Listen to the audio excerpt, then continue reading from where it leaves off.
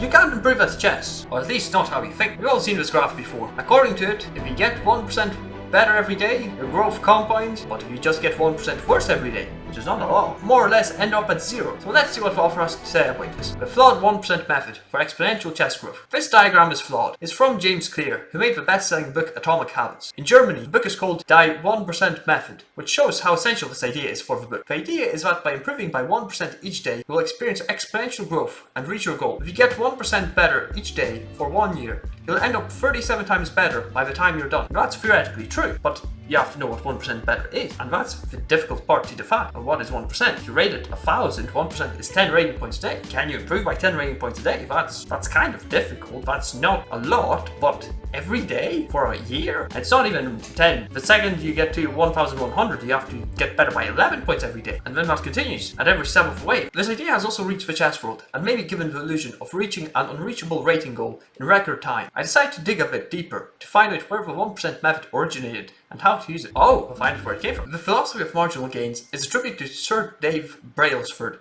and his tenure with British Cycling as performance director. At its core, the marginal gains philosophy isn't about an overnight transformation, but rather the disciplined practice of seeking tiny, almost imperceptible improvements in everything you do. That makes sense. You can't have an overnight transformation. That's not how that works. Never works like that. Things take time. You don't achieve worthwhile goals quickly or easily. They take time. Neither was Brailsford's approach at British Cycling about redefining the sport with one big change. Instead, it was about breaking down the whole into its smallest parts and optimizing each element to its fullest potential. Brailsford had custom-made mattresses moved from hotel to hotel during the Tour de France for each rider to optimize sleep. The floor in the mechanics room was painted white to better be able to see dust accumulation. No detail was too small. What? Painted the mechanics floor white to see dust accumulation? For what? What does dust do? There is nothing here. Bike path dust was heavily contaminated with zinc, cadmium, and lead. Well, that's not relevant. We're not talking about the cyclists dying during the Tour de France. We're looking at the mechanic. Very interesting. No idea what that's about. To give you a bit of background, when we first started out, the top of the Olympic podium seemed like a very long way away. Aiming for gold was too daunting. As an MBA, I had become fascinated with Kaizen and other process improvement techniques. Anime. Kaizen is a Japanese way of thinking and practice focusing on continuous incremental improvement in every aspect of life, including business, manufacturing, and personal development. It has been associated with companies like Toyota. Did you know Toyota was actually called Toyota? But they changed the name because they thought Westerners couldn't pronounce the T, the D. Well, they obviously could. Back to the article. Kaizen emphasizes small, gradual changes rather than large, sudden leaps in improvement. When related to the concept of marginal gains, Kaizen aligns closely by advocating for accumulation of minor enhancements over time to achieve significant overall progress and excellence. According to Brailsford, we should forget about perfection, focus on progression, and compound improvements. Yeah, exactly like James Clear said. James Clear's graphical representation of the power of tiny gains simplifies Brailsford's philosophy to mathematical metaphor of 1% improvement daily. While this serves as an excellent viral motivational idea, it perhaps understates the regularity of human improvement, which we often see in chess. Oh yes, I've heard about this. For example, Hikaru Nakamura, I'm not going to explain who that is, but we all know who that is.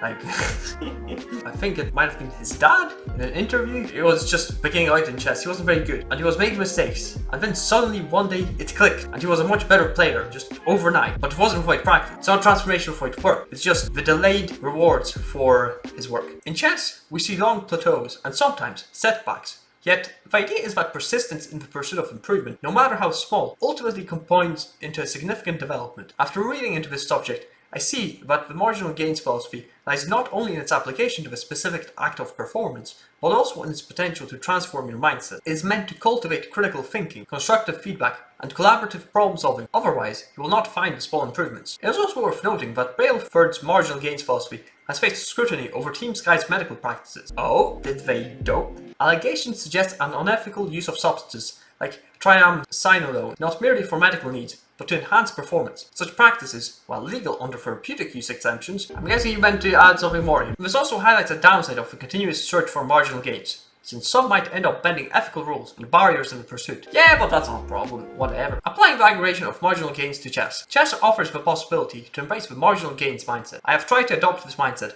and brainstorm ideas for what could be effective for chess, based on my intuition and general knowledge. The following is therefore an illustration of how I think the method could look in practice, and is not a scientific method. Oh, he's going to tell us how to improve marginally. Eventually, it should affect. Note that implementing all of these if chess is just a hobby might be a bit extreme. Nonetheless, It might heighten your life quality regardless. Think about it. You better life quality when you're just trying to improve at chess. Interesting. There might be a lesson there. Areas to look for marginal gains related to chess. Now, this looks like a chat GPT generated, but we'll read it anyway. Sleep optimization. Prioritize consistent, high quality sleep. Yep, that's good. Not chess, but good. Eat a healthy diet and limit alcohol intake. Make a strategy for eating healthy during tournaments. Yep, that makes sense. Good diet, good health. Implement physical exercise into your chess training. Study environment. Create an optimal study environment that minimizes distractions and maximizes focus. Get ergonomic furniture, controlled lighting, and limit noise from your surroundings. Yep, if you can't improve at chess, move on. If you have nice neighbors, tell them to deserve, please shut up. I'm trying to become Magnus Carlsen. And if that doesn't work, what can you do? Limit phone screen time. Phones are killing your focus. Well, yeah, but you can save on with anything.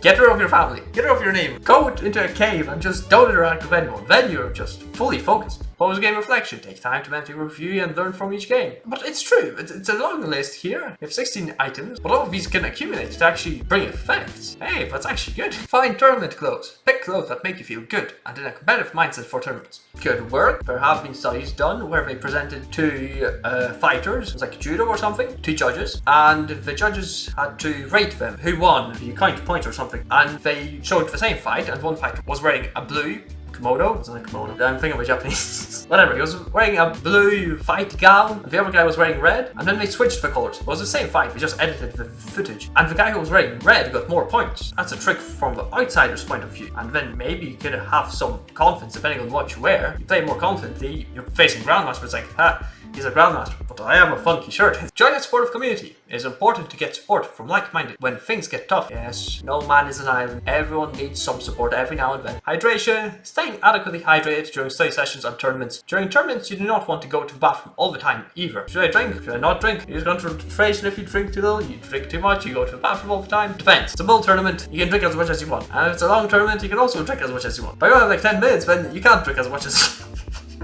what? Because you just won't have time to go to the bathroom. Blindfold chess training. Improving visualization skills by playing chess without looking at the board. Breathing techniques. Using controlled breathing to manage stress and maintaining calmness under pressure can improve focus. Post-game analysis, post-game reflection, well, that's the same thing. This is definitely a ChatGPT created list. This offer is definitely taking us for fools, but it's okay. And psychological strategies. Learn strategies to cope with losses and manage tilt. Okay, there's some good things here. You take them all together, significant improvements, I think. Feel free to add ideas in the comment section. My ideas. What can we add? What can we add? Watch my YouTube channel. That's what you can do.